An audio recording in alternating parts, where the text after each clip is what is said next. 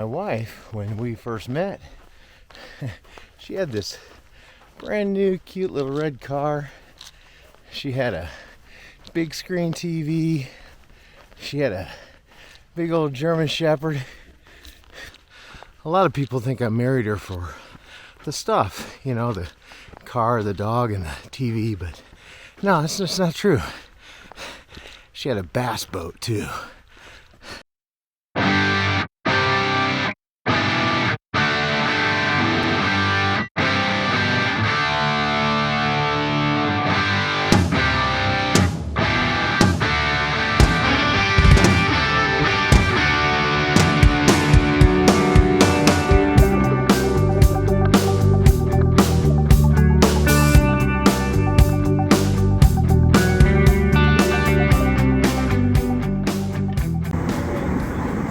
Trails right down humorous right now.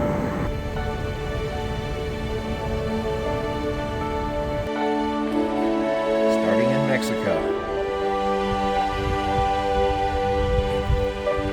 On the way.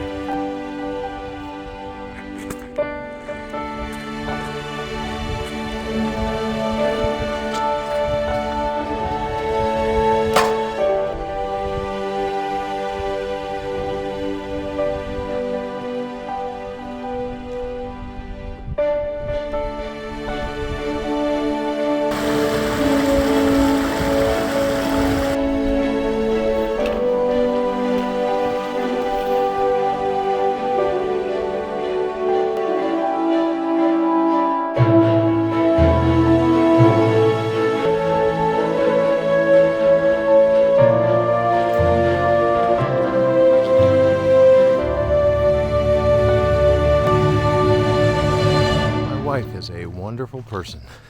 When we first met, I had nothing. I was a school teacher right out of college. I was living in my family's basement. But my wife, when we first met, she had this brand new cute little red car. She had a big screen TV. She had a big old German Shepherd. A lot of people think I married her for the stuff, you know, the car, the dog, and the TV, but no, that's just not true. She had a bass boat too. Of course, as I recall, she was kind of cute.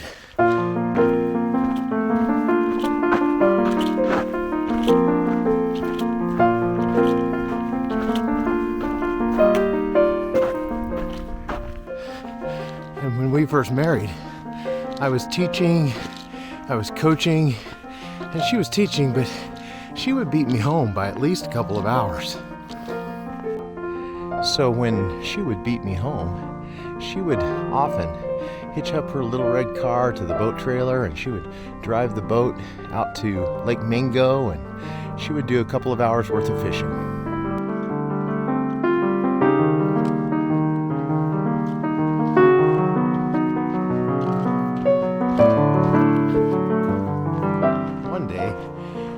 I got home and she wasn't there yet. I wasn't too worried. She was probably catching a lot of fish and didn't want to stop. So I started grading papers, and then all of a sudden I got a telephone call.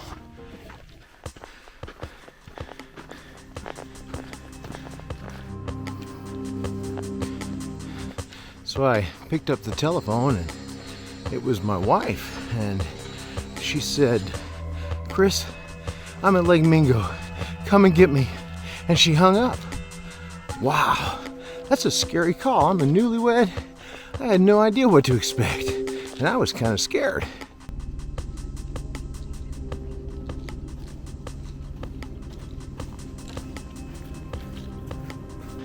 You see, Pam wasn't the only one who fished out of Lake Mingo.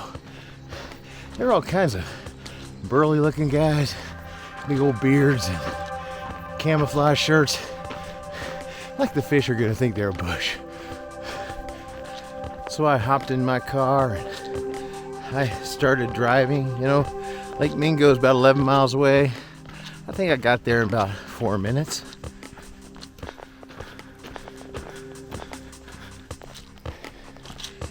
when I drove into the parking lot, I looked around and I didn't see her car. I thought, oh, somebody's stolen the car.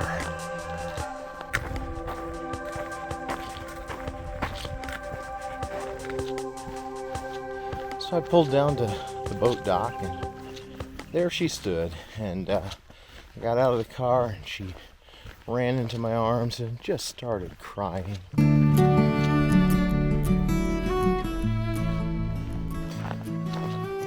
I said, Pam, what's wrong?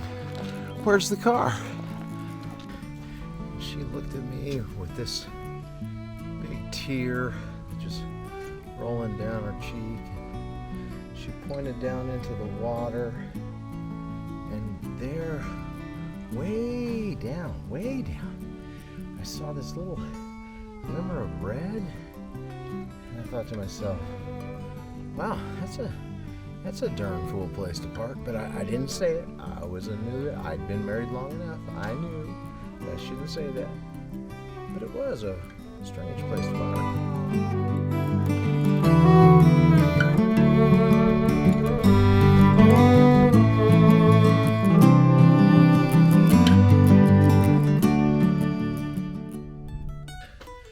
And then she told me this harrowing story. Apparently she had finished fishing and she pulled the boat up to the dock.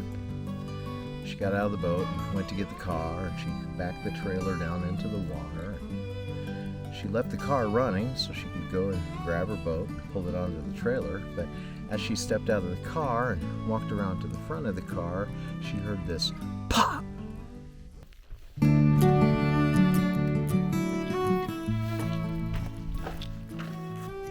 It was the emergency brake, and the car started rolling backwards down into the lake. And my wife, she's tough. She's about 85 pounds. She jumped in front of that car. She grabbed it by the bumper, and with all her strength, she didn't have any effect on it at all. It just kept rolling down. When she got up to about her knees, she kind of let go and released it and shook her head and walked up to the dock.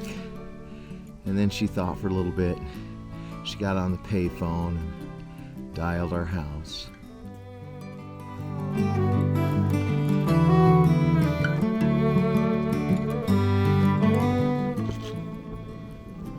You know, when she thought about it, she knew that we had insurance on the car. So the worst thing was, there were some things in the car that were kind of precious to her.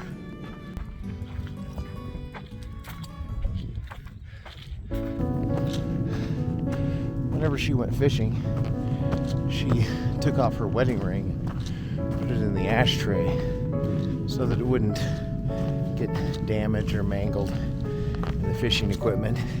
And of course, it was still in that car down at the bottom of the lake. And for Christmas, she'd asked for a thin Bible so that she could tuck it in her purse and have it everywhere she went. And so I bought her this really thin onion skin paper Bible. And she really liked that Bible. And of course, it was in the back seat of the car.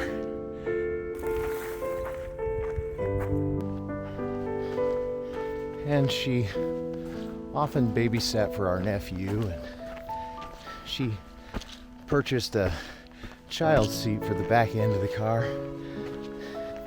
In her mind, this was the seat in which our little baby would ride sometime in the future.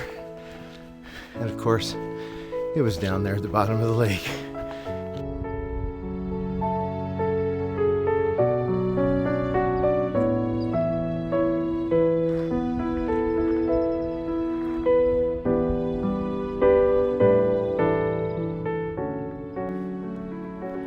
And there were other things. Her workout clothes she used to keep fit. And, you know, these were the things that she would miss.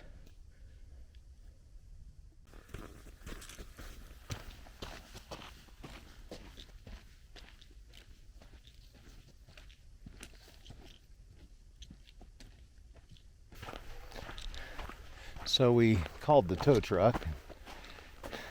He got there and said, well, where's the car? And of course my wife, she pointed down into the water.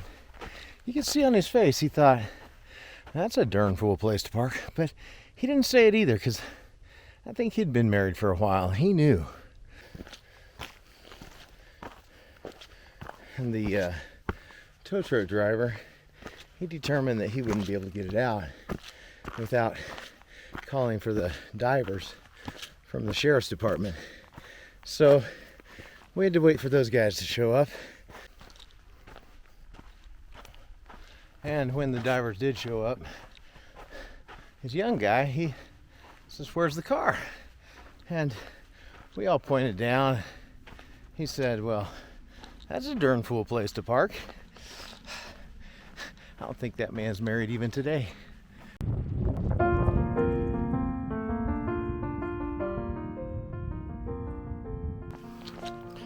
So the divers went down and they put chains on the car, and they brought the chains up and attached it to the winch on the tow truck. And then as the tow truck winched the car out of the water, it just poured water out of the windows, out of the doors.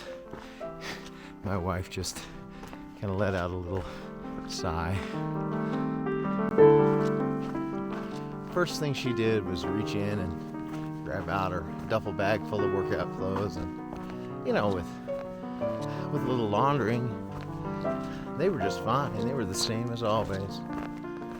And the child's seat, he was made of plastic, and some of the stains that had been left by our nephew seemed to have been washed away in all the water. With a really good cleaning, it would be as good as new.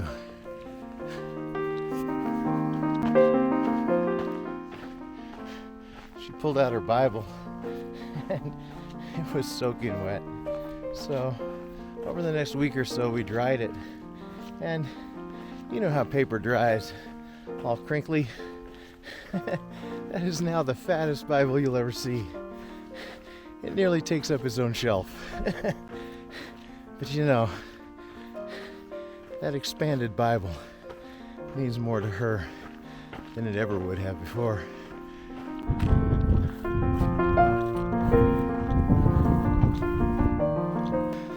And the wedding ring, when she pulled it out, the sun kind of glinted off of the gold, and it was just glistening. And it seemed to fit even better than before.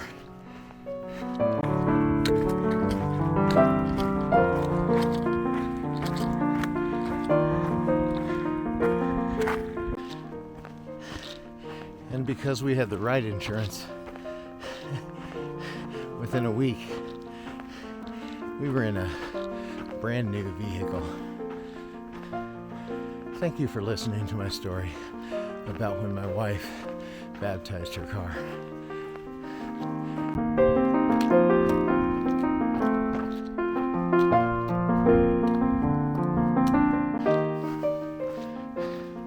If you like my stories, please subscribe.